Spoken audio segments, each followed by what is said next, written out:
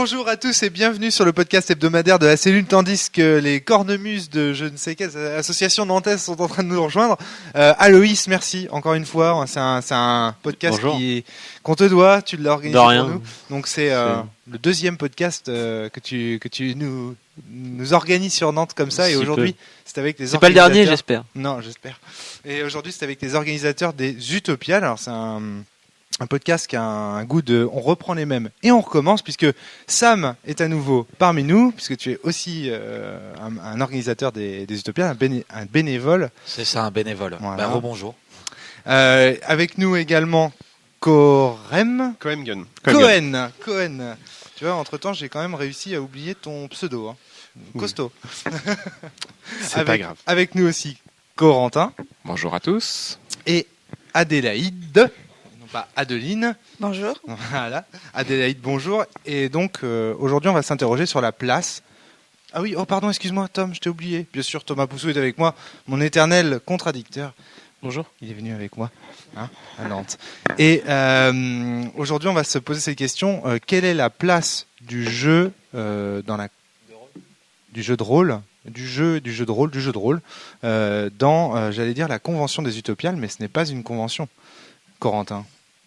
Qu'est-ce que c'est que les Utopiales ? Ce n'est pas tout à fait une convention, pas du tout même. C'est un festival de science-fiction, donc qui a lieu à Nantes depuis maintenant une douzaine d'années au moins. Ouais. On dit qu'il tire ses origines en 98 par quelque chose qui serait passé au Futuroscope ou je sais pas quoi. C'est un des premiers rassemblements, et qu'après il aurait migré vers Nantes. Peut-être, je sais pas, une légende urbaine, j'en sais rien. Non, moi ça fait 4-5 ans que j'y suis. D'accord. Donc je sais pas ce qui s'est passé trop avant. Je connais quelqu'un qui sait. Quelle différence vous feriez entre une convention et un salon ? C'est quoi c'est pas c'est plus gros, il y a plus de personnes. Vous en avez aucune idée. Très bien. Donc, question suivante. Question suivante pour les Utopiales. Je ne sais pas pourquoi un festival c'est plus grand. Mais on reste. On a parlé du jeu de rôle, mais c'est vraiment de la science-fiction au sens général. Donc on a de la littérature, du cinéma, on a des tables rondes scientifiques, on a des illustrations, des auteurs, etc. Sur tous les médias en fait. C'est énorme les Utopiales. C'est énorme. J'ai même laissé dire que c'était un des plus gros festivals de science-fiction d'Europe. Du monde. C'est vrai du monde. Même. C'est le Festival international de science-fiction. C'est écrit dessus. Excuse-moi, Aloïs, mais je sais que tu es chauvin nantais. Donc, c'est faux. Voilà, je préfère le dire à nos auditeurs qui sachent la source de cette information. Je suis qu'un Nantais d'adoption. D'accord, mais enfin bon. Non, mais je confirme, il est vraiment international. Cette année, il y avait quand même Glenn Cook, il y avait Greg Broadmoor, celui qui a fait l'affiche, qui vient de Nouvelle-Zélande. Donc Glenn Cook qui venait des États-Unis. Je crois que c'était la seule fois qu'il était venu en Europe. Qui se déplace pour Utopiales, c'est parce qu'il visiblement il a peur de l'avion. Enfin voilà, il y a quand même une vraie dimension internationale. C'est pas juste on invite des gens de Belgique. Le troll commence. Non, c'est un vrai festival international. Il y a pas d'introduction. Donc on salue tous nos amis belges au passage. Merci quand même. Tu nous as taillé un sacré costard en Belgique. En plus, on en a plein des potes belges. Fais gaffe à ce que tu dis. Donc, comment ça s'est passé pour le jeu de rôle cette année aux Utop ? Est-ce qu'il y a eu des auteurs de jeux de rôle à se déplacer Effectivement, on a eu 3 éditeurs cette année, dont des auteurs. On a eu donc Sans Détour, comme je dirais tous les ans, les habitués. Donc Sans Détour, ouais. On a également eu le département des sombres projets, donc avec les auteurs de Wasteland. D'accord. Et les auteurs également, quelques auteurs et illustrateurs des Ombres d'Estérène. D'accord. Qui sont venus dédicacer. D'accord, ok. Il y a une... Pardon, excuse-moi. En fait, il y avait aussi d'autres auteurs de jeux de rôle qui étaient là, mais qui n'étaient pas là spécialement pour le jeu de rôle. Donc, en fait, ils font aussi de la science-fiction à côté. Donc, il y avait Mathieu Gabory, il y avait aussi, je ne sais plus exactement son nom, qui a participé qui est le principal auteur sur le livre Abîme, qui est sorti il y a quelques années. Je me souviens plus de son nom. En plus, j'ai une dédicace de lui, quant à moi. Oui, voilà, je crois que c'est ça, oui. Et donc il y en avait quelques-uns des auteurs, après je n'ai pas tout suivi la liste parce qu'il y a énormément d'auteurs de littérature. D'accord. C'est quand même le principal sujet à la base des Utopias, c'est quand même assez orienté littérature de science-fiction quand même. Ça reste le plus gros pôle aux Utopiales quand même. Alors moi il y a quelque chose qui m'a un peu surpris lorsque j'ai pris le dossier de presse, c'est que en fait le pôle ludique représentait un paragraphe sur un PDF qui faisait 53 pages. Attends, Thomas, je dirais même la plus. Main dans la gueule direct. Ouais, carrément. Thomas. Moi aussi, je l'ai vu ce dossier de presse. J'ai vu qu'il y avait effectivement des sous-classes à certains paragraphes qui détaillaient ce qu'il y avait aux Utopiales. Et pour le jeu de rôle, il y avait juste un paragraphe qui était pôle ludique et c'est tout. Et c'est tout. Ouais. Donc on se demande qu'est-ce que le pôle ludique, est-ce que c'est que du jeu de rôle, est-ce que c'est d'autres choses. C'était assez obscur. Adélaïde. Le pôle ludique, ça regroupe différents jeux tels que le jeu de plateau, le jeu de figurines, le jeu de rôle et le grandeur nature. D'accord, ok. Donc c'est vraiment un pôle ludique. Après, au niveau de la communication, nous, le dossier de presse, on ne l'a pas vu du tout. Donc il y a un responsable de la section jeu de rôle qui est censé s'occuper de ça. Maintenant, je ne saurais pas répondre à sa place sur l'explication de pourquoi il n'y a pas eu de communication là-dessus. En tout cas, on voit que c'est pas autant détaillé que tout ce qui concerne la littérature, la science-fiction et tout. Tu me diras si c'est un festival sur la littérature. Ça dépend des années. Hein. Il y a eu des années où ça a été mieux fait que d'autres. Sur cette année, je crois qu'il y a eu quelques soucis. Il y a eu quelques soucis. Il y a des soucis depuis des années, mais il y a eu un manque de communication, en particulier cette année. D'accord, ok. Alors donc tu parlais de soucis de communication. C'est pas vis-à-vis des organisateurs plus généraux des Utopiales? Alors à ce niveau-là, je ne pourrais pas répondre à leur place, mais à notre niveau, pour vous donner une idée, nous coordinateurs jeux de rôle, on a su qu'un mois avant qu'il n'y avait pas de coordinateur jeu de rôle. Qu'est-ce qu'un coordinateur jeu de rôle? Alors en fait, le coordinateur jeu de rôle, donc moi je l'ai été en fait de 2005 à 2009. Donc on est là pour coordonner les associations nantaises ou autres assos voulant venir aux Utopiales pour faire une animation fluide pour accueillir le public. Et cette année, a priori, il y a eu un raté et donc un mois avant, on nous a dit non, il n'y a pas de coordinateur, on ne sait pas comment ça se passe cette année. D'accord. Donc du coup, avec Corentin, on a repris l'animation pour qu'il y ait un pour accueil qu'il se passe quelque chose. Sinon, il ne se passait rien au niveau jeu de rôle aux Utopiales cette année.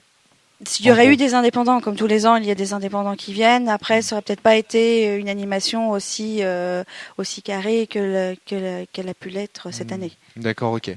Parce que en fait, moi, ce que j'ai lu lorsque j'ai préparé ce podcast, parce que je connaissais pas du tout les Utopiales. D'accord. Pour moi, les Utopiales, c'était une convention de jeu de rôle. Déjà, tu vois, première erreur. J'avais dit un jour, il y a quelqu'un qui m'a envoyé un mail. Et donc il m'a dit mais tu te déplaces pas aux Utopiales? Et j'ai fait oh non, moi les conventions, tout ça, pour quelques personnes ça vaut pas le coup. Je pense que cette personne a dû bien rigoler derrière son mail en se disant mais quel guignol, il ignore tout de ce que sont les Utopiales. En fait, quand j'ai découvert que c'était un truc énorme, j'ai halluciné. Mais par contre, 65 000 personnes cette année quand même. Ouais, c'est énorme, énorme, monstrueux.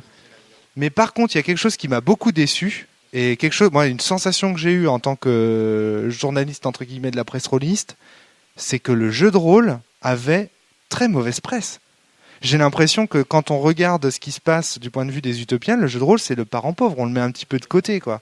Et par exemple un truc qui m'a marqué, c'est j'ai lu un article qui datait je crois de 2007 ou de 2006 où c'était un GNiste qui disait carrément qu'il n'avait pas pu rentrer costumé au festival. Alors ça, c'était avant. D'accord. Il y a eu une évolution depuis je suis là depuis 2005. Effectivement, les Utopiales est un noyau très dur. C'est très nantais à la base comme événement. Enfin, moi, je le ressens comme ça. D'accord. Et très élitiste aussi. Faut le dire. Au sens élitiste au sens, c'est-à-dire réservé aux scientifiques et aux littéraires. Voilà, ouais, plus ouais. Le jeu c'était une volonté des organisateurs à l'époque. Qu'est-ce qui se passe? Qu'est-ce qui se passe-t-il? Il y a interruption dans ce podcast. Aloïs, tu vois ce que tu peux faire? Non. Donc oui, c'était une volonté d'un des organisateurs qui était rôliste en fait à la base d'intégrer du jeu de rôle aux Utopiales. Donc c'est pour ça qu'il y a du jeu de rôle aux Utopiales. D'ailleurs, il y a une erreur parce qu'on appelle la section jeu de rôle. Or, il n'y a pas que du jeu de rôle, il y a tous les jeux. Bon, ça, l'erreur, en tout cas, dans le dossier de presse, n'y était pas. Elle y est plus, peut-être cette année. Oui, c'est vrai que depuis cette année, mais l'année dernière, ça y était encore sur les badges, je crois, c'était encore marqué pour le jeu de rôle. Et donc, ça a peut-être été rectifié cette année, effectivement. D'accord. Ah, excuse-moi, Adélaïde, pendant que tu étais en train de parler, il y a Yann qui nous a rejoint. Yann, ça va, la pêche ? Très bien, très bien. Donc toi aussi, alors est-ce que tu pourrais te présenter rapidement pour nos éditeurs qui t'ont pas encore entendu ? Alors, moi je suis en master de philosophie. Oh bah dis donc, c'est une bonne activité, crois-moi. Je travaille, je suis en stage depuis plusieurs années. Parle bien dans la mousse. À la Talente. Ouais. Et sinon, c'était ma 8e édition dans l'organisation des Utopiales. D'accord. Alors là, on était en train de parler un petit peu de l'organisation du jeu de rôle au sein des Utopiales. Et puis, en gros, pendant son absence, on vient juste de commencer. On a dit que on trouvait sur Internet, d'une manière générale, que le jeu de rôle était un petit peu le parent pauvre des Utopiales, qu'il était un petit peu sous-estimé. Quelle est ton intuition sur la chose ? Bah déjà, c'est quoi les arguments pour être sous-estimé ? Parce que ils ont trois étages de jeu, 3 salles sur la Cité des Congrès, qui est quand même un site énorme. Donc après, faut voir les arguments, mais pour moi, ils sont pas sous-estimés dans le sens où. Alors, où ils sont pas sous-estimés. Alors, ce qu'on disait, c'est qu'ils sont peut-être pas sous-estimés techniquement au sein du salon. Adélaïde, excuse-moi. Je veux juste intervenir. On parle du jeu de rôle, pas du jeu en général. D'accord. Ok. Ah, d'accord. Parce que jeu de rôle, on n'a pas 3 salles. Non. Jeu de rôle, c'est une salle au sein de une demi-salle. Demi-salle. Bon. En fait, si je peux me permettre, surtout, je crois que le gros problème, c'est qu'au niveau des Utopiales, c'est qu'il y a assez peu de communication. En fait, pendant de nombreuses années, il y avait un responsable. En fait, c'est toujours comme ça. Il y a un responsable qui est du pôle ludique, et en fait, la communication passait assez mal entre l'organe elle-même des Utopiales, dont cette année, moi, j'étais bénévole, et Yann est bénévole depuis 8 ans. C'est-à-dire qu'il y a assez peu de communication. C'est-à-dire que les bénévoles organisations ne savaient pas ce qui se passait dans les sections jeux. C'est-à-dire qu'il y avait peu de communication. C'est pour ça aussi qu'ils avaient du mal à communiquer dessus. Il y a eu une délégation qui a été une espèce de sous-traitance. Une délégation qui a été faite. Les bénévoles là, vous allez vous occuper du jeu de rôle, mais il n'y a pas de communication entre les deux bénévolats, quoi. Exactement. Il y avait 2 groupes de bénévoles qui s'ignoraient à peu près parfaitement, puisqu'ils ne savaient pas qui était l'un et l'autre. Et donc du coup, pour communiquer avec la presse, c'était peut-être plus difficile. Voilà, c'est pour ça qu'en plus, les organes des Utopiales, on va pas leur reprocher de ne pas être aux listes. Donc c'est pour ça qu'ils avaient sûrement du mal à en parler. Je crois que c'est aussi bête que ça. Thomas, tu veux poser une question ? Oui. Est-ce que le jeu de rôle au sein des Utopiales a une réelle importance ? Est-ce que vous avez eu du monde ? Est-ce qu'il y a peut-être eu que 10 personnes en tout ? Donc c'est peut-être pour ça que c'est peu mis en avant sur la brochure. Corentin. En fait, on a eu plus de 600 demandes d'inscription cette année. Putain, c'est énorme. Attends, sur des tables de jeux de rôle. Ouais, tout à fait. Des maîtres de jeu, vous en avez eu combien ? On en avait 21, 22. 20 ? Voilà, une bonne vingtaine. Comptant, quoi. C'est assez étrange, c'est-à-dire que ça représente à peu près le nombre de MJ de Rennes. C'est l'équivalent de Rennes, je pense. D'Eclipse. Ouais, vas-y, continue, Corentin. Non, on a eu une bonne équipe cette année encore, mais c'est sur 4 jours. Sur 4 jours, sachant que le jeudi, ça se compte sur les doigts d'à peu près 2 mains, les personnes qu'on a eues. Donc tout était le vendredi et le samedi principalement. Ouais, c'est pas mal. Et on a refoulé une centaine de personnes. Donc quand même, vous avez une grosse demande au niveau du jeu de rôle au sein des Utopiales. Ah oui. Mais après, proportionnellement au nombre de personnes qui fréquentent les Utopiales, est-ce que c'est beaucoup, Adélaïde ? Il y a beaucoup de gens qui viennent entre les films, en fait. On occupe beaucoup les gens pendant le festival, pendant les différentes conférences, les différents films.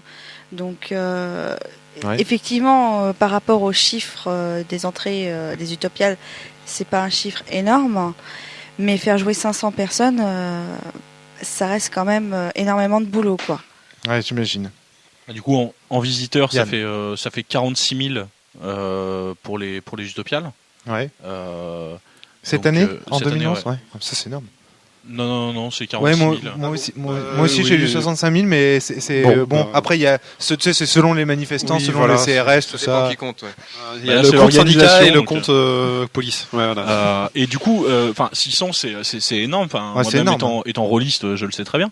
Le truc, c'est que le gros avantage surtout des joueurs de jeux de rôle, c'est qu'ils sont pas là juste pour faire du jeu de rôle. Et les gens qui participent aux tables, aux UTOP, ne font pas que du jeu de rôle. Ils vont aller sur les confs, ils vont aller sur les films, ils vont regarder les expos. Et c'est ça qui est hyper chouette aussi sur ce pôle ludique. C'est-à-dire que c'est pas que des gens qui vont voir que ça, ou ce serait pas comme s'il y avait un espèce de fandom pour la BD par exemple, qui viendrait que pour un auteur pour tout le festival, et qui essaierait de maintes reprises d'avoir une dédicace ou d'avoir un instant à parler avec l'auteur.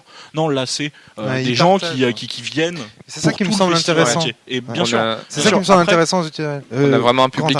On a vraiment un public très très varié, ouais, c'est clair. On a des enfants, des ados, des adultes. Vous montrez à de nombreuses personnes ce que c'est que le jeu de rôle. Il y a une forme de tourisme, c'est-à-dire que les gens viennent voir ce que c'est le jeu de rôle aux Utopiales. Ouais, carrément. Il y en a qui viennent, ils connaissent pas et ils viennent déjà se renseigner. Certains jouent pas, mais voilà, c'est une vitrine. D'accord, parce que c'est une vitrine. On a environ cette année, on était autour de 20% de personnes qui connaissaient pas le jeu de rôle et qui l'ont découvert à ce moment-là, quoi. D'accord. Ouais.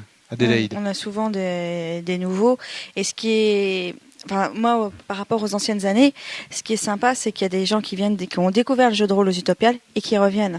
Moi, cette année, ça m'a surpris parce que j'ai vu un ado, et en fait, je l'ai connu, il avait 10 ans. On l'a fait jouer sa première partie aux Utopiales, et il revient tous les ans maintenant c'est son rendez-vous annuel du jeu de rôle. Ah, c'est pas mal, ça, c'est une belle. Moi, c'est un bel exploit. Moi, ce qui me semble marquant dans les Utopiales, c'est qu'on est à la croisée des chemins entre beaucoup de disciplines, entre beaucoup de domaines.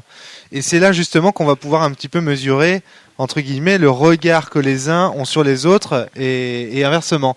Et moi, ce qui me frappe sur Internet, si on regarde dans les commentaires autour du jeu de rôle, c'est il y a une forme de... Comment dire ? De bizarrerie autour du jeu de rôle. C'est-à-dire qu'on voit que le regard porté sur les rôlistes est un petit peu étrange. Je reprends cette chose dont on parlait cet élément dont on parlait au début du podcast, quand on disait que certains GNistes n'avaient pas eu le droit de rentrer. Et on s'était peut-être arrêté là, d'ailleurs, que tu disais que c'était de l'histoire ancienne, tout ça. Oui, moi j'ai entendu, pour cette légende urbaine, entre guillemets, parce que je l'ai pas connue. Quand je suis arrivée en 2005, effectivement, j'ai entendu dire que les Utopias étaient très exigeants sur les costumes. D'accord. Ils ne voulaient pas un costume de qualité ou rien du tout. D'accord. Et je dirais que ça s'est démocratisé. Cosplay. Voilà, exactement. Voilà. Ça a tout résumé. Ouais. C'est-à-dire quand le manga est arrivé, comme tout le monde ça avait déjà commencé avec le GN quand même, qui était là depuis plusieurs années, qui ont une activité qui se développait. Ils ont quand même eux aussi commencé à apporter le costume. D'accord. Et après l'explosion, ça a été le cosplay. D'accord, ok, ça marche. Je sais pas, moi je suis ici depuis 8 ans, du coup, aux UTOP, j'y suis depuis 8 ans et du coup, moi, il me semble que ce côté des gens en costume qui se sont fait recaler, je crois que c'est une vieille histoire d'un moment où des gens justement costumés, des GNistes, un peu raide, il y avait eu une histoire de pas de débordement, mais en fait de gens qui ont fait un peu chier. Et du coup, c'était juste ça en fait. Et du coup, l'année d'après, je crois, l'orga l'avait mal et du coup, on pensait que c'était les mêmes personnes, mais c'était pas le fait d'être en costume. Il me semble, mais c'était le fait que l'année d'avant il y avait eu des troubles et du coup que l'orga était un peu vénère par rapport à ça, mais c'est tout. Encore une fois, quelque chose de très factuel, c'est 53 pages pour présenter le festival, une bonne dizaine sur la littérature, une bonne poignée pour le cinéma, énormément pour le jeu vidéo, et le jeu de rôle, un paragraphe. C'est factuel. Un autre élément, moi, qui me frappe, la manière dont on parle du jeu de rôle. C'est assez étrange. Je trouve qu'un festival de science-fiction doit beaucoup aux rôlistes, aux geeks rôlistes en général. Et voilà, moi, en tout cas, en tant que journaliste, j'ai préparé ce podcast. J'ai regardé Thomas. Ouais, je veux dire, tu penses que les geeks du jeu de rôle ont beaucoup apporté oui, je donc pense à la que science-fiction? Je pense que c'est la clientèle de la science-fiction. Moi, je prends le marché du jeu de rôle. Le marché du jeu de rôle, sur toutes les bases, t'as 80% de mes fans.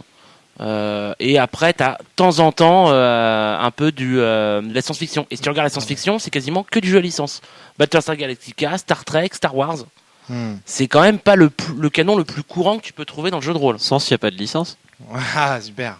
Mais bon, voilà, c'est pas de la science-fiction au sens, à mon avis, des utopiales. Moi, ce que je voulais dire, c'est que il me semble que sur le programme des utopiales, il y a un amalgame qui a été fait entre le jeu et le jeu de rôle. Ouais. Et oui, c'est possible. Bon, j'ai pas ramené le programme, je sais plus où il est passé chez moi, sans doute à la poubelle, comme tous les programmes de conférence d'ailleurs. Mais voilà, il y a un amalgame qui est fait. À mon avis, ça révèle quand même un petit manque d'intérêt de la part des orgas quant à ce qu'on fait. Je pense que c'est pas un manque d'intérêt, je pense que c'est juste qu'ils connaissent pas trop, c'est pas trop leur truc. Ils sont l'ancien président de l'association des Utopiales, c'était Pierre Bordas. Je pense pas que ce soit un rôliste outre mesure. Il est dans la science-fiction et je ne pense pas que ce soit. Je pense que c'est pas vraiment, c'est juste contrairement à ce que vous pouvez dire, je pense pas quoi. Il y a une partie, oui, une bonne partie des rôlistes sont achètent des bouquins de Medfan, achètent de la science-fiction, mais la majorité des gens qui achètent de la science-fiction et du Medfan ne sont pas des rôlistes. Enfin, je pense pas. Est-ce que tu consommes pas mal de science-fiction? Oui, c'est plutôt de la fantasy plutôt. Je suis plus sur la fantasy. Mais... Comme disait Thomas. Corentin, est-ce que toi, t'es science-fiction? Tu lis pas mal de romans de science-fiction ou pas? J'en ai lu un peu, ouais. Et je préfère presque au Medfan, effectivement. Enfin, je préfère au Medfan. Série, pareil, plutôt science-fiction. En fait. D'accord, ok. Yann? Ouais, moi je voulais revenir sur par exemple juste le fait factuel du programme. En fait, c'est juste une question d'information, comme le disait Kevin tout à l'heure. À un moment, en fait, si dans les maillons des gens qui vont faire alors un paragraphe ou une page ou 5 pages sur les jeux de rôle, si ça arrive pas au graphiste, en fait, c'est pas dans la maquette et ça part pas à l'imprimeur. La question est purement ici, c'est-à-dire il n'y a aucun problème pour mettre plus d'informations sur le jeu de rôle, sur le pôle ludique en général. La grande question, c'est en fait, faut le donner et faut que ça arrive jusqu'au graphiste. Il y a un problème dans la chaîne d'information à un moment dans ce cadre-là. Donc du coup, oui, effectivement, c'est toujours le même paragraphe qui est réutilisé parce que juste en fait, les gens qui font le programme, bah c'est pas des rôlistes pour la plupart. Et après sur l'impact des rôlistes dans le festival et plus général dans le milieu de l'imaginaire. Je pense qu'il ne faut pas détacher SF, Medfan, fantastique. Je pense que les Utopes, c'est un festival de l'imaginaire de façon générale. Et du coup, on s'en fout de moi je préfère la fantasy, je préfère la SF. Et du coup, je pense que de façon générale, les rôlistes sont effectivement, comme je le disais tout à l'heure, des amateurs de tout ce qui traîne dans l'imaginaire. Quel que soit quel que soit le format. Et voilà, ça va être les expos, Alors, ça va être... Ouais, moi, je sais pas ce que vous en pensez. C'est quoi la science? Si ce n'est que faire des hypothèses et ensuite les vérifier, imaginer des mondes possibles et ensuite les vérifier. Qu'est-ce qu'on fait, nous, les rôlistes, quoi? C'est à part ça. Enfin, moi, je trouve scandaleux que dans un festival comme les Utopiales, on réserve un paragraphe et demi aux jeux de rôle, aux jeux de société, alors que... Attends. Sam, d'abord. Sam, tu voulais réagir? Avant ça, peut-être. Je vais laisser Yann réagir. Yann a l'air plus scandalisé à ce que tu as dit. Bah non, je suis pas d'accord. Enfin, je viens de te dire pourquoi c'est comme ça. Tu peux pas dire. Enfin, tu peux être scandalisé du monde dans la chaîne d'information. Tu penses, d'accord. Mais je pense pas en fait. Toi, je le sais. Tu le sais, d'accord. Ça marche très bien. Je travaille dans l'organisation. Je le rejoins là-dessus parce qu'il y a une année, je sais plus laquelle. Donc c'est vraiment qu'une question de communication. Ouais. Oui, parce qu'il y a une année où on avait, tous les ans, quand on travaille sur la section jeux de rôle, donc on prépare nos animations, on envoie un speech au responsable de la section jeu avec le descriptif de nos différentes animations. Il y a une année où ça a été envoyé par le responsable jeu en temps et en heure au programme. Et du coup, dans le programme, il y avait bien tout ce qu'on avait mis. D'accord. Mais sauf que les années suivantes, ça n'a pas suivi et il reprenait ce qui avait été dit alors qu'il y avait des animations qui n'avaient plus lieu ou des choses comme ça. Et effectivement, au niveau du programme, en tout cas, l'explication vient effectivement d'un manque d'informations. Les informations ne sont pas remontées. Sam? Même si je suis d'accord avec l'explication de la communication, je pense qu'il faut quand même largement se demander quelle est la place du jeu de rôle dans les utopiales. Et moi, personnellement, j'y ai une réponse personnelle avec lequel on peut être en désaccord, mais sur le fait que l'espace jeu de rôle, c'est juste un espace de remplissage, quoi. C'est-à-dire que grosso modo, ça prend de la salle, ça génère du monde, ça fait bien dans un espace. Ça fait vraiment du remplissage. Pour moi, c'est un peu comme quand dans un supermarché, on mettait un espace pour que les gosses regardent la télé pendant que les parents font les courses. Pour moi, l'espace jeu de rôle aux Utopiales, il y a des années où il me faisait un peu cet effet-là. À n'en pas douter, je cite le programme, donc c'est peut-être un problème de communication, les différents espaces de jeux de plateau, de figurines, de jeux de rôle sur table ou grandeur nature joueront pleinement leur rôle. C'est quoi? Ça veut dire quoi, ça? Jouer leur rôle Ça ne veut rien dire. Je crois que c'est une phrase de communicant, typiquement habitué des communications municipales pour bien faire. Et c'est une phrase vide de sens pour moi. Enfin, pour moi, ça c'est de la branlette. Je ne vois pas comment le qualifier autrement. Bah oui, tout simplement, quelqu'un qui ne sait pas quoi dire ne sait pas quoi mettre dans un truc. Donc comme ça vraiment, moi je pense que c'est un effort à faire pour l'année prochaine. Il faut à tout prix. Mais c'est prévu. Puis c'est pas que depuis cette année qu'on travaille dessus. On y a toujours travaillé dessus pour essayer d'améliorer ça. Cette année, il y a, je pense, plus d'ouverture que les années précédentes pour faire évoluer les choses. Donc avec Corentin, on a déjà préparé les axes à travailler et on va travailler avec les assos, les animateurs pour... mais on a commencé maintenant, c'est-à-dire qu'on s'y prend un an à l'avance et non pas un mois à l'avance comme cette année. Et on travaille aussi main dans la main avec toute la section jeu, tous les pôles, la figurine, le GN, le jeu de plateau, et faire des passerelles éventuellement avec la littérature, le jeu vidéo et le cinéma. D'accord. Sam, tu voulais intervenir? Un des problèmes qui va dans le sens du problème de communication qui a très bien été expliqué par Yann, c'est qu'au-delà des solutions qui sont mises en place, et c'est vrai que le pôle ludique a vraiment l'intention de se bouger pour améliorer les choses, je pense que le pôle ludique a un gros problème, c'est qu'il faut qu'il y ait quelqu'un qui sert d'interface entre le pôle ludique et l'organisation centrale des Utopiales. Et il faut qu'il y ait un coordinateur qui aime le ludisme, qui s'y intéressent, qui savent le défendre et qui prennent le temps de le faire.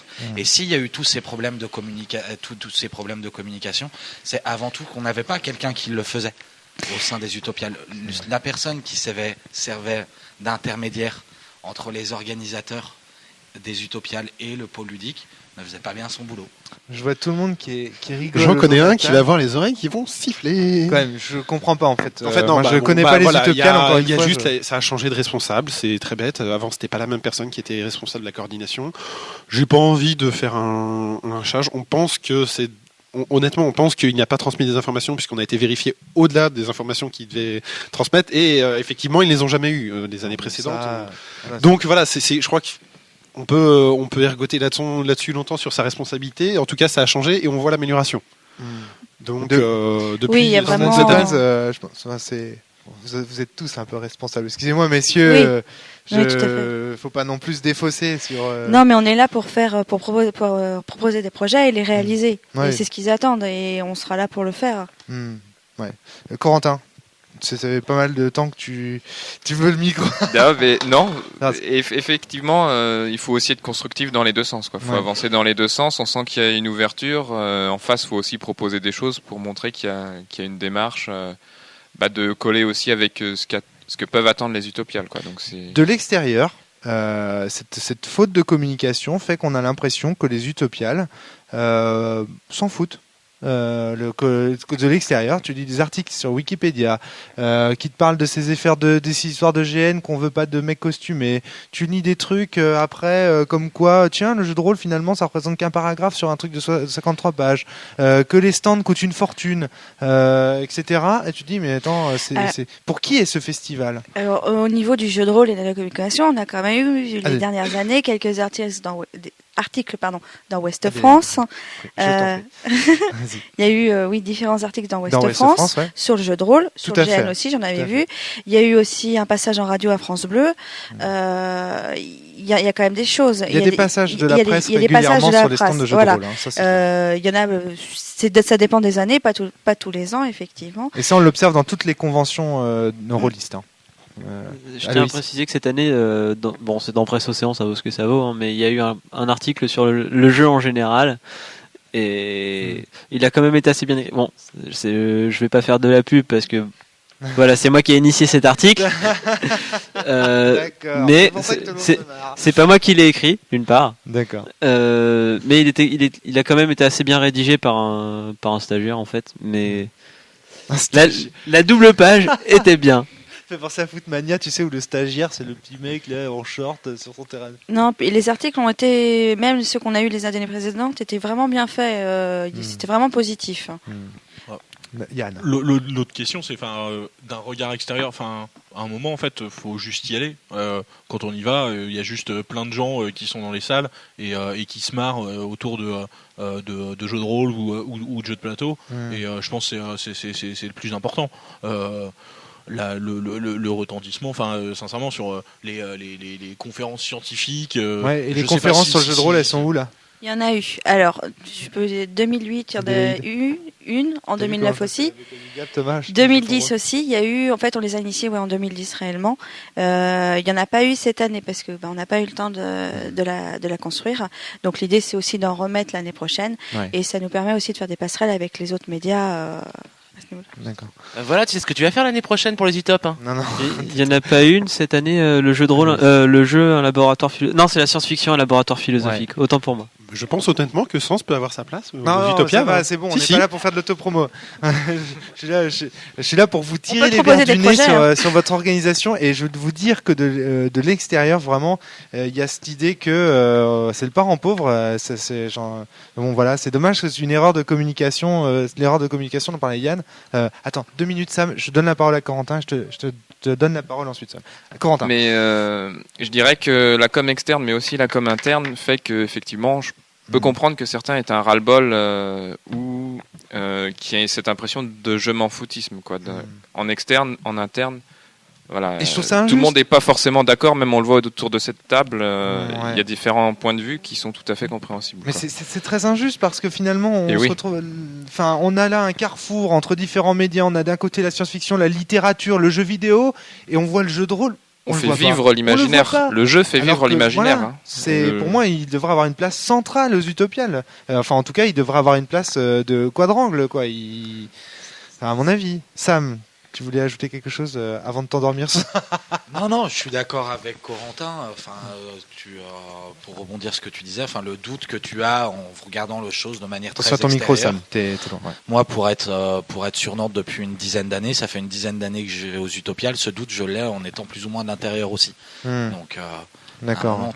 Tu te trompes pas forcément en diagnostic non plus, quoi. Il y a un problème qu'on essaye ces temps-ci parce que les associations et les gens qui sont autour de cette table notamment essayent de se poser des questions pour trouver des solutions aux problèmes, parce qu'on a envie de donner la place centrale et je pense effectivement que c'est avant tout un gros problème de communication entre différents partis. Voilà. Soyons clairs, moi c'est pas du tout un reproche, je vous dis, je sais que vous faites votre maximum et tout, moi c'est un avis extérieur, j'étais un peu, je trouvais ça bizarre. Corentin. Ben voilà, justement on est là pour essayer de l'expliquer et pour dire que il faut clarifier la chose, donc il faut s'asseoir autour de la table, en discuter et avec les organes des Utopiales, quoi. Ce qui est en cours. D'accord, ok, très bien. Alors bon, ce constat étant fait, Aloïs, tu voulais ajouter quelque chose? Moi, je voulais ajouter que c'est peut-être pas juste le problème des Utopiales. Le jeu de rôle, ça fait des années que le jeu de rôle a mauvaise presse en France. Non, je suis pas d'accord avec ça. Ça s'améliore depuis quelques temps. Oui. Je suis d'accord avec toi. C'est le jeu vidéo maintenant qui hérite. C'est le jeu vidéo sur lequel les gens ont tendance à préférer jouer en dématérialisé plutôt qu'aller vers les autres. Et ça, c'est peut-être parce que quand on est jeune, on nous force à jouer à des jeux qui nous ennuient comme le Scrabble ou le Monopoly. Je pense que ça a beaucoup évolué. Oui, clairement. Ça a beaucoup évolué. Je dis pas que c'est mauvais, mais quand t'es jeune, quand t'as 8 ans, tu t'en fous du Scrabble. Après, bon. J'adorais jouer au Scrabble quand j'avais 8 ans. Alors, pour ou contre le Scrabble, pareil, avec mes grands-parents.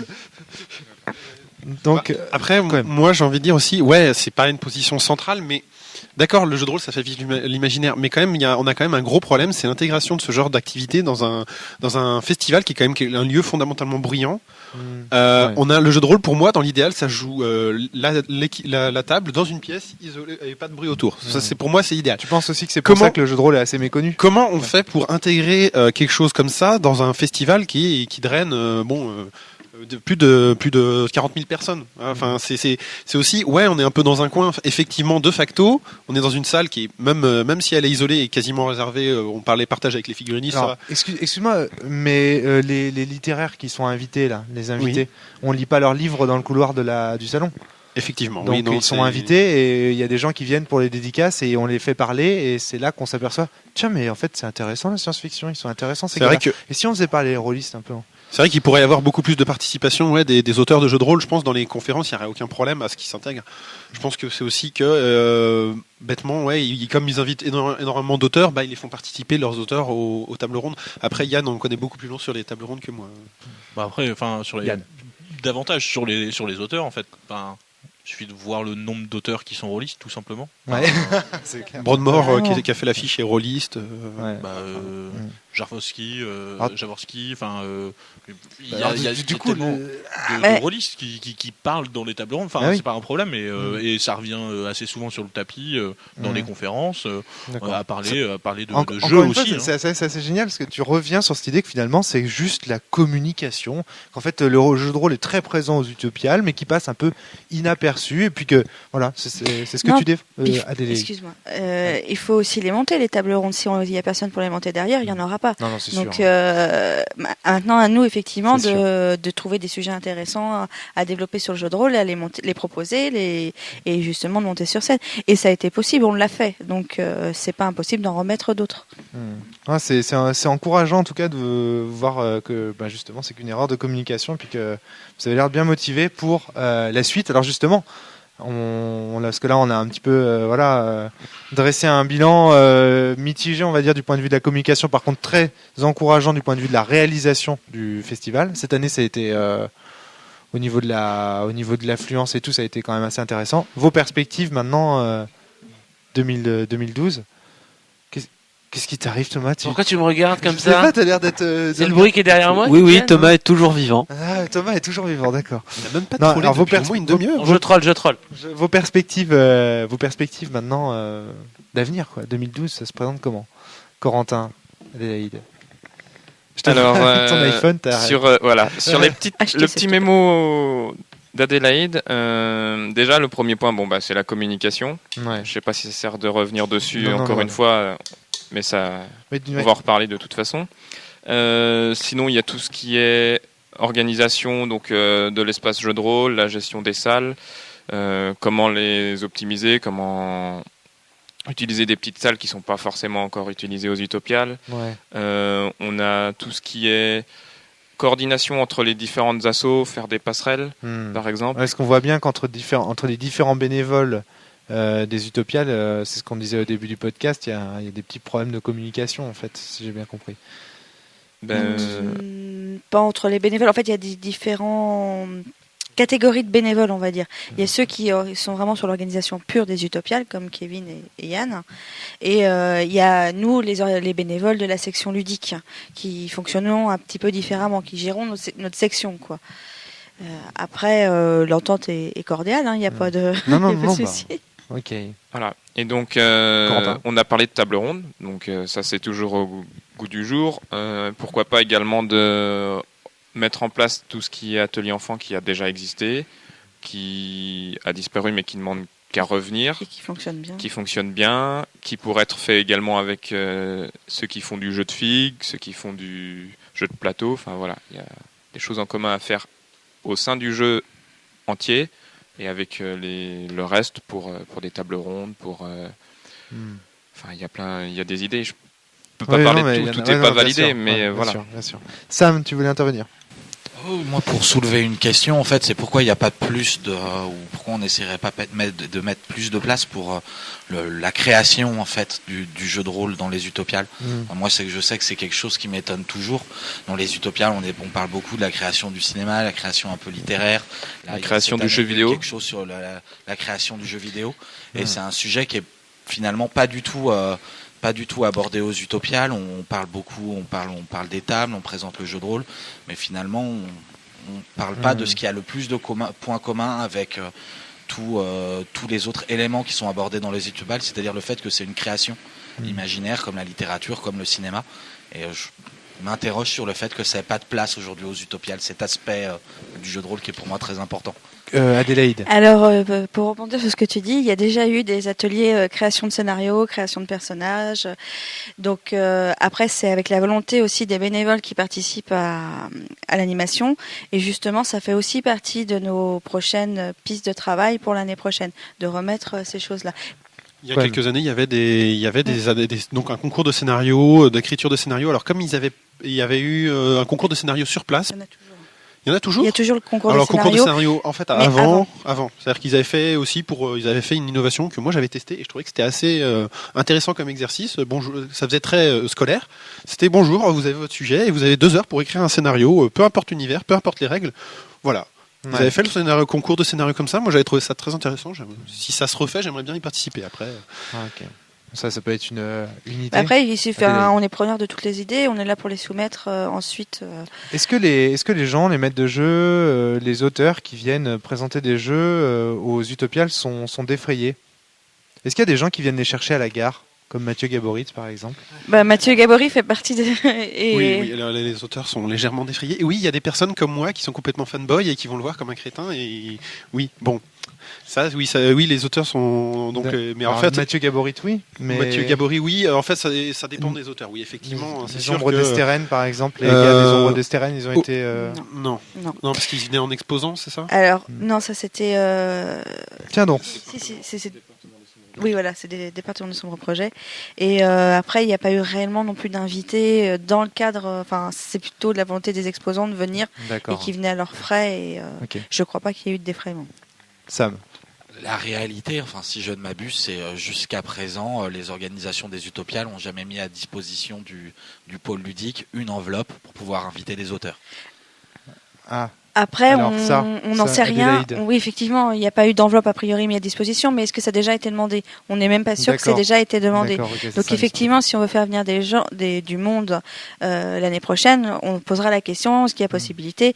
Et là, on sera en mesure de répondre si effectivement il y a un blocage ou pas. On n'en sait rien. C'est pour ça que je soulève le sujet, parce qu'à ma connaissance, ça avait été soulevé il y a quelques années pour inviter Mathieu Gaborit pour parler de jeux de rôle. Et donc ce qui est assez intéressant, c'est qu'il n'y a pas d'argent pour inviter Mathieu Gaborit pour parler de jeux de rôle, mais il y a de l'argent pour inviter Mathieu Gaborit pour parler de littérature. Alors, ouais, pareil, je vais nuancer dans le sens où c'était à une époque où le responsable, on n'est pas sûr que le responsable ait remonté l'information à plus haut. D'accord, ok. Kevin était là à ce moment-là. À cette époque-là, oui, je me souviens qu'on n'est jamais sûr en fait si l'information est remontée tout en haut des personnes qui ont l'argent réellement pour inviter les gens, parce que des gens invités, il y en a. Et je sais que voilà, par exemple, l'invité qui a fait l'affiche cette année, il vient de la Nouvelle-Zélande, voilà, ça fait rien que le trajet, boum, 3000 euros d'avion. Donc de l'argent, ça, je pense que si on a vraiment un projet qui est construit cette année, si on présente quelque chose de sérieux avec une espèce de dossier de presse pour vendre notre loisir à l'organisation des Utopiales, sans que ce soit non plus, à mon avis, je pense pas que ce soit totalement infaisable. Je pense que c'est largement à notre portée. On peut avoir des invités défrayés pour qu'ils viennent. Même faire faire à même titre que des auteurs de littérature standard. Mon cher Yann. Ouais. Et puis l'autre question, c'est de le mettre, de le faire en avant, quoi. Enfin, si c'est donné 3 semaines avant les Utopes, on s'est réunis il y a un mois et on s'est dit, ce serait bien d'inviter Mathieu Gaborit. Si c'est en fait, un mois avant, c'est bouclé, quoi. Tous les invités ils sont terminés, le programme il est déjà fait, donc faut faire ça avant l'été ou juste avant la rentrée et voilà. Enfin, Adélaïde, il y a le côté vraiment sans encore une fois, il faut pas prendre ça comme des attaques vis-à-vis des organisateurs ou quoi que ce soit. Moi je pense que c'est une manière générale dont on voit le jeu de rôle en France aujourd'hui et dont les festivals de ce type-là voient le jeu de rôle en France aujourd'hui qui vous oblige à faire toutes ces démarches. Non, je suis pas sûr que Bernard Pivot il est à faire toutes ces démarches pour inviter ses auteurs.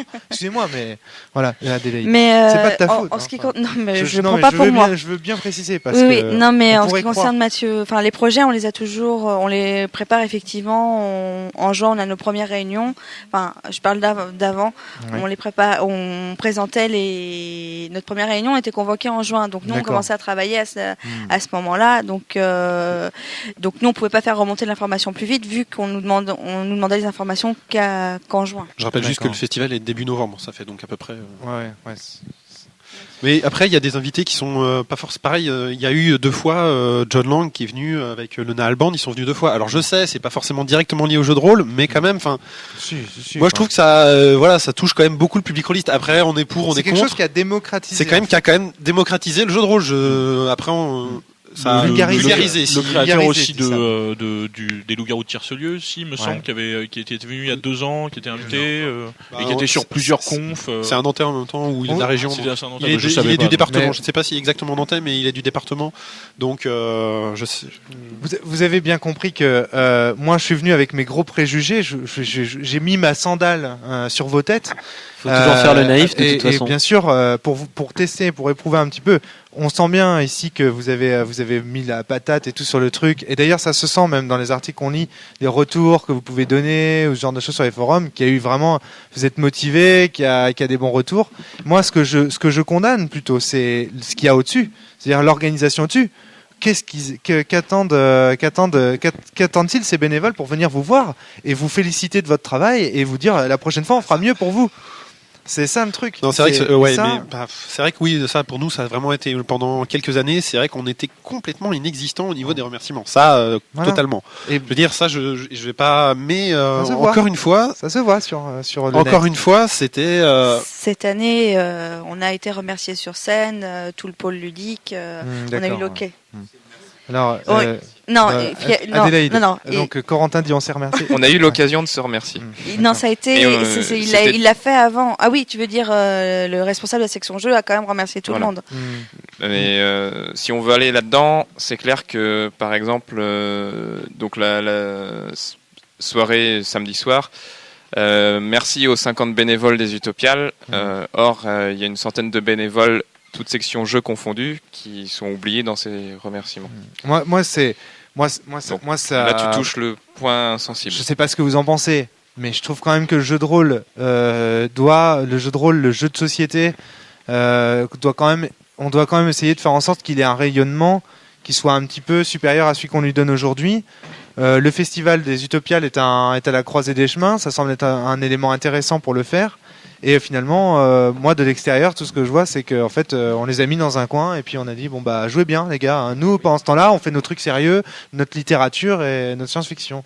Parce que tu préférerais qu'on fasse ça sur l'espace Chaol, qui est la grande halle, et puis qu'on fasse des tables rondes, des tables de jeux de rôle. Mais moi, je souhaiterais voir John Grumpf à côté de Mathieu Gabory.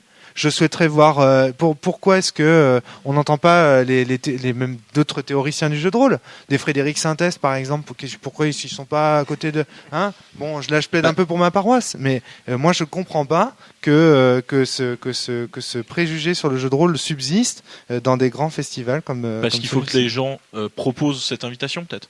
Et si c'est jamais fait en fait. Ça sera jamais organisé. Moi je crois que, je pense quand même que les propositions existent, mais bon voilà. Est-ce que maintenant je vous pose la question parce que moi j'arrive avec mes gros préjugés. Mais vous, est-ce que vous pensez vraiment que le jeu de rôle a sa place finalement dans un festival de science-fiction, de littérature? Est-ce que oui, ou est-ce qu'il doit pas finalement, est-ce qu'il y en a pas parmi vous qui pensent que finalement il est bien là, il est à sa place, c'est que du jeu. C'est à nous de le faire évoluer et c'est ce qu'on est en train de faire. Donc justement pour être, comme tu disais, pour proposer des animations, des invitations. Maintenant, c'est un travail qu'on essaye à faire quand même depuis quelques années. Kevin peut en témoigner et puis Corentin aussi. C'est pas forcément évident aussi parce qu'il faut que les bénévoles aussi derrière, il y a un gros travail des bénévoles, donc ça prend du temps et je pense que là, on est vraiment en bonne voie pour faire évoluer les choses. D'accord, Corentin. Reste à voir maintenant. Il faut que on soit écouté, qu'on se comprenne et que la chaîne d'information soit claire. Donc pour vous, c'est un présupposé, le jeu de rôle doit être au niveau de la littérature et de la science-fiction, sans souci. Le jeu en général, le 10e art. Voilà, on est d'accord. Donc Sam, tu voulais... moi, je suis pas sûr que ce soit la place du jeu de rôle. Ah, voilà. Donc, voilà. Est-ce qu'il a sa place finalement Je pense qu'il a sa place telle qu'elle est là, c'est-à-dire que c'est quelque chose qui est présenté de manière annexe, qui, je le redis, pour moi, est là un petit peu pour les organisateurs pour faire du remplissage, parce que leur ludisme, ça leur fait de salle, ça les dépanne bien, parce que ça crée de la vie, ça crée de la basse. Je fais attention à mon micro. et que par contre, si on revient aux essences de Zutopial, c'est un festival de scientifique, de littérature scientifique. Ouais. Ça a dérivé sur la science-fiction, etc. Après, je suis pas sûr que le jeu de rôle a vocation à prendre la place telle que tu l'as décrit. Le fait qu'on lui offre un léger espace de vitrine me paraît intéressant et agréable. Et je pense effectivement qu'on en tire peut-être pas suffisamment bénéfice pour les raisons qu'on a décrites. D'accord. Mais par contre, je suis pas sûr qu'il faudrait le mettre là où tu as proposé de le mettre.